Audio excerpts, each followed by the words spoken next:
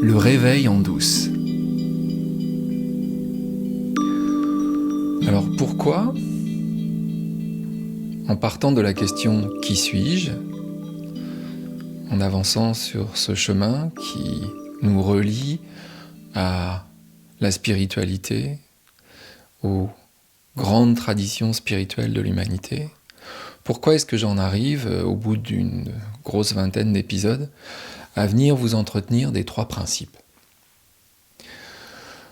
La raison principale, c'est que les 3 principes représentent pour moi un énorme avantage pour répandre cette bonne nouvelle de qui nous sommes.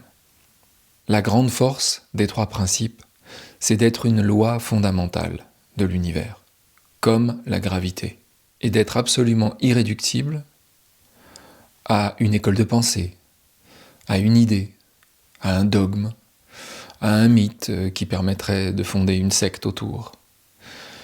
Les 3 principes s'imposent universellement à la totalité de la création.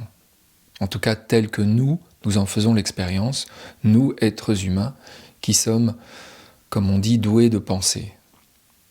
Quelle que soit ta religion, quelle que soit ta croyance, quelle que soit ta culture, ton niveau de culture générale, quel que soit ton quotient intellectuel, même si tu es handicapé, même si tu es affligé, on peut dire ça comme ça, de ce qu'on appelle une maladie mentale, les 3 principes s'appliquent toujours. Ça n'a rien à voir avec la culture, avec le conditionnement, avec l'origine sociale, avec le niveau intellectuel. Rien à voir. C'est comme la gravité.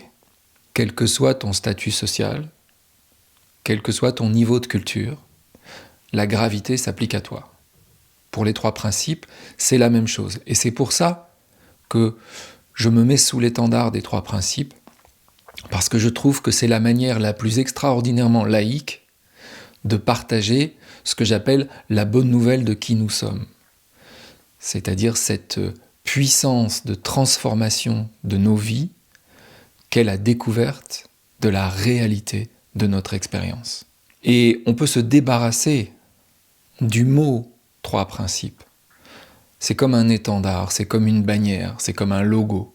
C'est simplement un point de repère. Et surtout, je ne viens pas vous vendre les 3 principes. Il n'y a rien à vendre. On ne va pas vous vendre la gravité. Par contre, c'est une compréhension qu'on peut qualifier de révolutionnaire. Comme l'héliocentrisme, au XVIe siècle, était révolutionnaire. Les 3 principes, dans le domaine de la psychologie humaine, et encore plus largement dans le domaine de la spiritualité, leur énoncer à quelque chose de révolutionnaire quand on se rend compte, quand on voit la profondeur de ce qu'ils décrivent.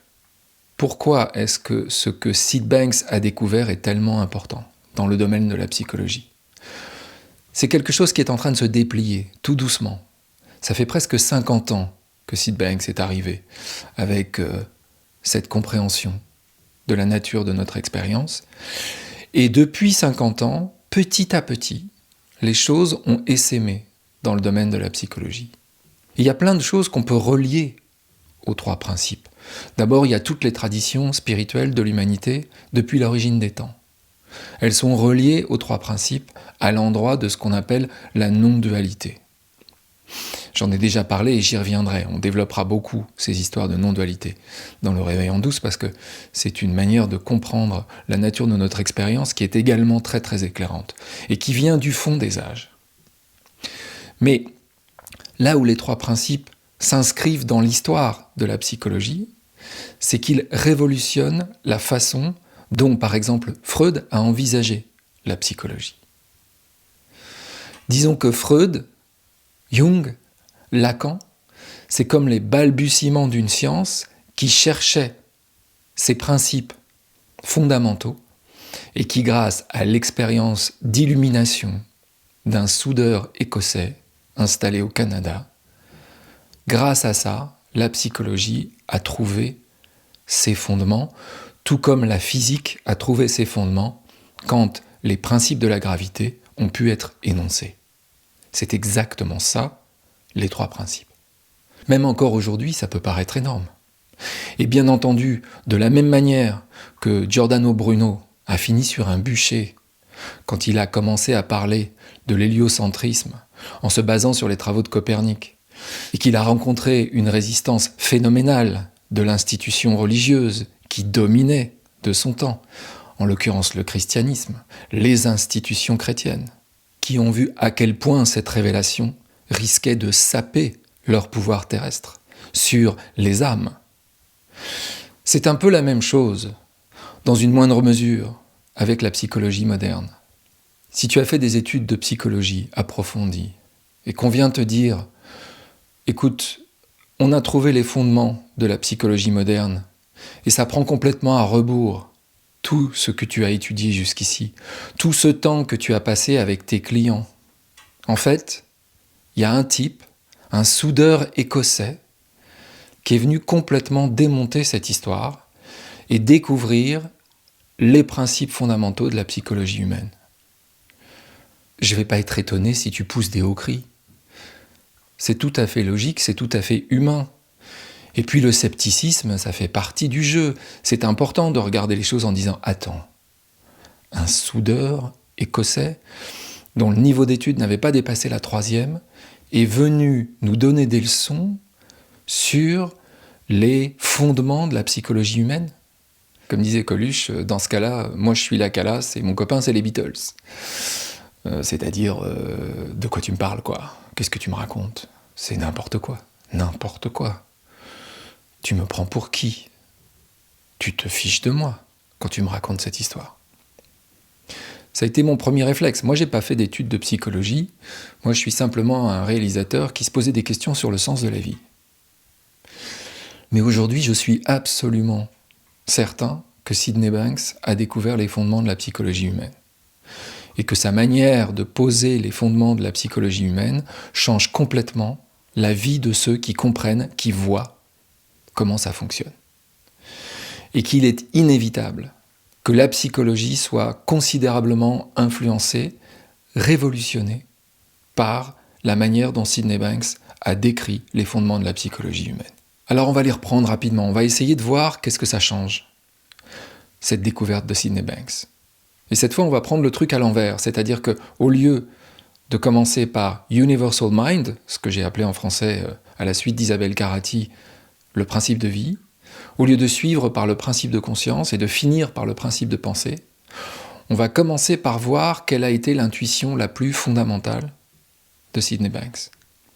Et l'intuition la plus fondamentale de Sydney Banks, c'est d'avoir compris que, contrairement à ce que la psychologie avait l'habitude de croire, à savoir que pour changer notre état d'esprit, il fallait changer le contenu de nos pensées. Ce que Sydney Banks est venu dire, c'est ce qu'il faut comprendre, c'est que nous avons des pensées. On ne peut pas s'empêcher de penser. Et on ne contrôle pas le flux de ces pensées. On a la possibilité de se focaliser sur un flux de pensées, mais on n'a pas la possibilité de choisir les pensées qui nous viennent, moment après moment, dans le présent. Et ce n'est certainement pas en nous focalisant sur le contenu de nos pensées et en essayant de changer le contenu de nos pensées que nous allons nous soigner. Le meilleur moyen de nous soigner, c'est de comprendre que nous pensons.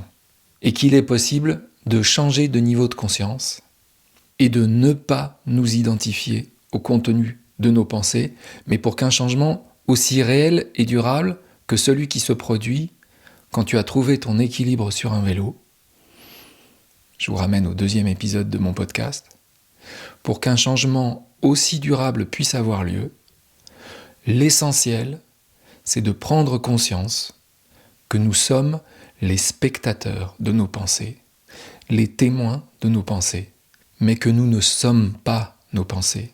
C'est l'endroit du témoin, l'endroit du spectateur, et non pas l'endroit de l'acteur. Pour reprendre la métaphore du projecteur, ce n'est pas sur la bobine de film que nous devons nous focaliser, ce n'est pas sur le film et ce qui se passe dans le film que nous devons nous focaliser pour essayer de changer ce qui se passe dans le film? Non. Ce qui se passe dans le film changera automatiquement au moment où nous aurons compris, où nous aurons pris conscience que c'est un film.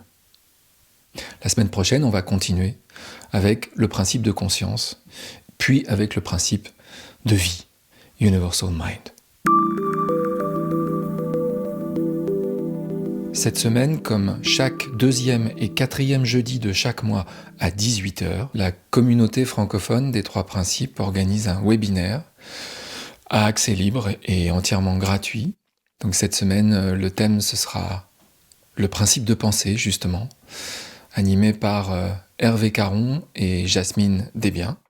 Tu es chaleureusement invité à venir nous rejoindre pour écouter cette conférence et éventuellement participer en allant sur le lien Linktree qui est dans la description de cet épisode de mon podcast. Je te rappelle que tu peux venir en auditeur libre, tu n'es pas obligé d'allumer ta caméra ni d'allumer ton micro puisque ça se passe sur Zoom. Tu peux simplement venir te rendre compte de ce que la communauté francophone des 3 principes propose 2 fois par mois à tous ceux, à toutes celles qui sont intéressés pour en savoir plus sur les 3 principes, sur cette compréhension, et puis qui seraient éventuellement intéressés pour faire partie de cette communauté dont la seule vocation est de s'agrandir.